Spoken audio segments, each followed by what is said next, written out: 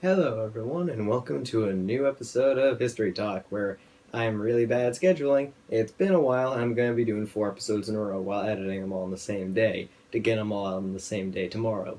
So, yeah, this is going to be insane. Anyways, today we are going over Period 3, which goes from 600 to 1450 CE. Anyways, we're talking about regional and trans-regional interactions. So the first key concept is expansion and intensification of communication and exchange networks. Basically, the main focus is on major trade and Islam. That's like the really big emergence. That religion emerged at like the beginning of this entire time period, and it's had a profound effect on the entire rest of history. First thing to note, existing trade routes flourished, including Silk Roads, trans-Saharan caravans, Mediterranean trade, and Indian Ocean trade. This promoted the growth of powerful trading cities, those being Novgorod in Russia, Timbuktu in Mali, Swahili city-states in all of East Africa, Hangzhou in China, Calcutta in India, Baghdad in the Middle East, I forget exactly where, I believe modern-day Iraq, Malacca, no idea where that is, Venice in Italy, Tenochtitlan in the Mayan city-states, and Cahokia, which is somewhere in North America. Where the U.S. is today, it was like one of those, it was like a Native American trading city, if I remember correctly. Don't know the exact location, though. And so there's also a growth of international trade in luxury goods, these being silk, cotton textiles, porcelain, spices, precious metals and gems, slaves, and exotic animals. I think we can all come up with examples of many of the slightly more broad ones. Anyways, there were caravan organizations that came about. There was a caravanserai and camel saddles. That was a pretty big innovation, or into the innovations now. There's the use of the compass and astrolabe and larger ship designs that allowed for better maritime exploration and trade. And specifically, it's larger ship design, not better ship design. They were not better designed, they were just bigger. That's important to note. There was new forms of credit and monetization. There was credit, bills of exchange, paper money in some places, and banking houses. Those all started, so now we got, bigger economics happening. There was also the Hanseatic League in a lot of the Silk Routes, I believe, mostly concentrated in Russia, which was meant to protect traders and was like an insurance policy. And then there was also the Grand Canal in China, which was a massive project where an emperor was like, you know what, we really need a massive canal. How about we get all these peasants to do the work for us? And so they did, and I believe there was also a revolt. So there was an expansion of previous empires, expansion of China, expansion of the Byzantines, expansion of caliphates.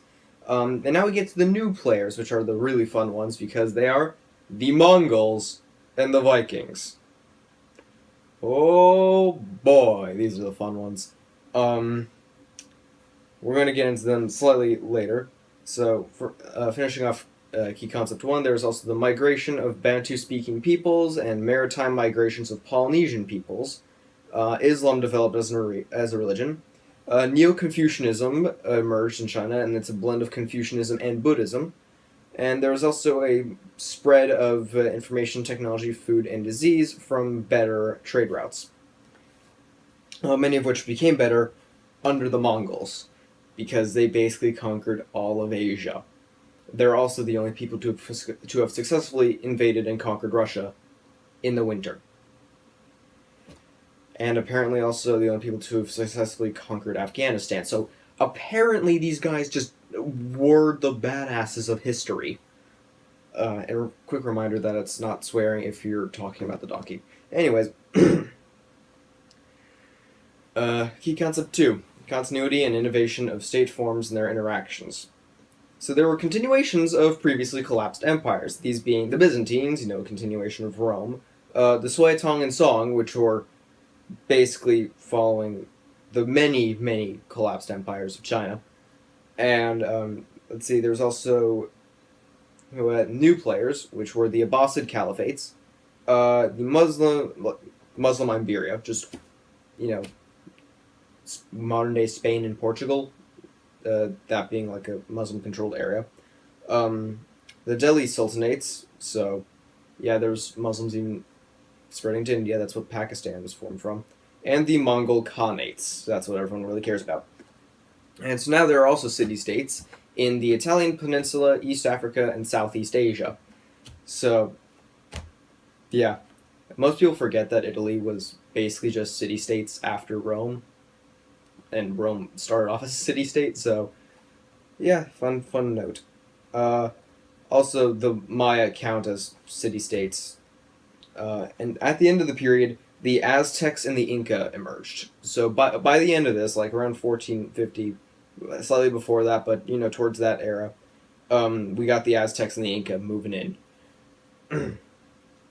Some important wars and conflicts were Tong versus the Abbasids. So literally, the Abbasid Caliphate was so large it stretched from the Middle East and came in conflict with China.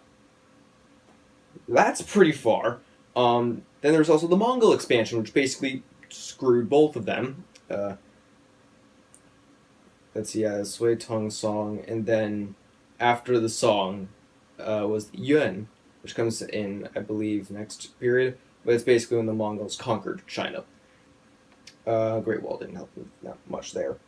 And then there's also the Crusades, which almost everybody knows about. There were 7 of them, and only the first one was considered successful because they actually retook the Holy Land.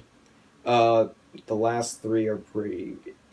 you can skip them, but the fourth one, like the first and the fourth one, are the ones that you really can't skip. Because, hot dang, the Fourth Crusade was a mess on multiple levels. And the First Crusade was the only one that worked.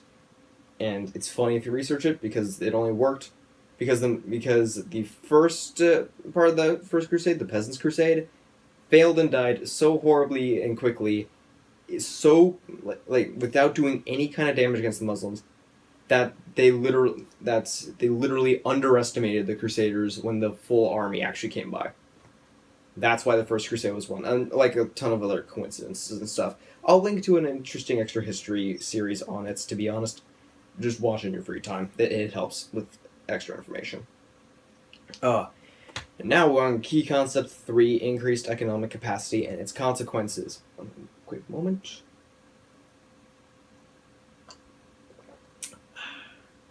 That's some good tea. So productivity rose in both agriculture and industry.